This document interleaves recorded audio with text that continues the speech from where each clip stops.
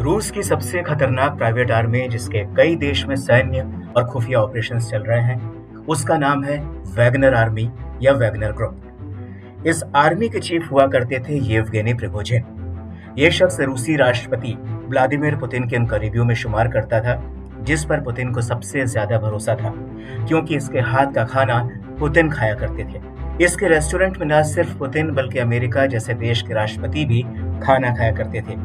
तभी Yevgeny Prigozhin को Putin का रसोइया तक कहा जाता था। लेकिन समय बदले तो इंसान सिकंदर बन जाता है। येवगेनी प्रिगोजिन के साथ यही हुआ। 2 दशक में येवगेनी प्रिगोजिन दुनिया के सबसे दुर्दांत सेना के चीफ तक बन गए। कहानी फिल्मी नहीं है, लेकिन फंतासी से कम भी नहीं है, इसलिए गौर से सुनिए। येवगेनी प्रिगोजिन का जन्म 1 जून 1961 को सेंट पीटर्सबर्ग में हुआ। येवगेनी को 1981 में मारपीट, डकैती और धोखाधड़ी के मामले में 13 साल की सजा सुनाई गई। लेकिन 80 के दशक में सोवियत संघ के टूटने के बाद येवगेनी जेल से बाहर आ गए और उन्होंने हॉट डॉग का फूड स्टॉल लगाया।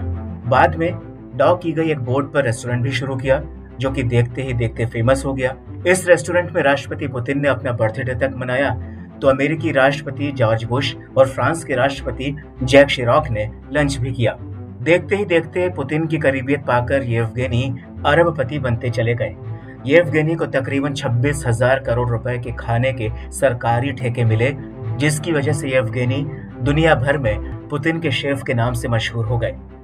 इसके बाद येवगेनी पर साल 2016 में अमेरिकी राष्ट्रपति चुनाव को सोशल मीडिया के जरिए प्रभावित करने के आरोप लगे।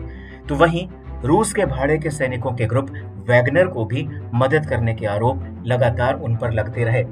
दरअसल साल 2014 में क्रीमिया पर कब्जे के बाद रूस में प्राइवेट आर्मी वैगनर का गठन हुआ।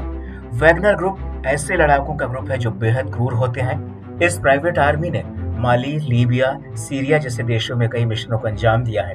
येवगेनी लगातार इस ग्रुप की फंडिंग करते रहे और साल 2022 में उन्होंने पहली बार ये माना कि वो वैगनर ग्रुप के चीफ हैं। लेकिन राष्ट्रपति पुतिन के सामने तब बेहद ही नाटकीय हालात बन गए जब वैगनर ग्रुप ने पुतिन के सामने बगावत कर दी। येवगेनी प्रिगोजिन ने बयान जारी कर पुतिन के खिलाफ तख्ता पलट का ऐलान कर दिया था। वैगनर ग्रुप ने रोस्टोव ऑन डॉन शहर पर कब्जा कर लिया था और मॉस्को पर चढ़ाई की तैयारी थी, लेकिन बाद में इस विद्रोह को दबा दिया गया। हालांकि पुतिन ने वैगनर ग्रुप की इस हरकत को देशद्रोह करार दिया। बाद में बेलारूस के राष्ट्रपति अलेक्जेंडर लुकाशेंको की मध्यस्थता के बाद वैगनर ग्रुप शांत हुआ और प्रिगोजिन रूस छोड़कर बेलारूस चले गए। लेकिन अचानक मॉस्को में प्लेन क्रैश की मौत ने अब कई सवाल खड़े कर दिए हैं।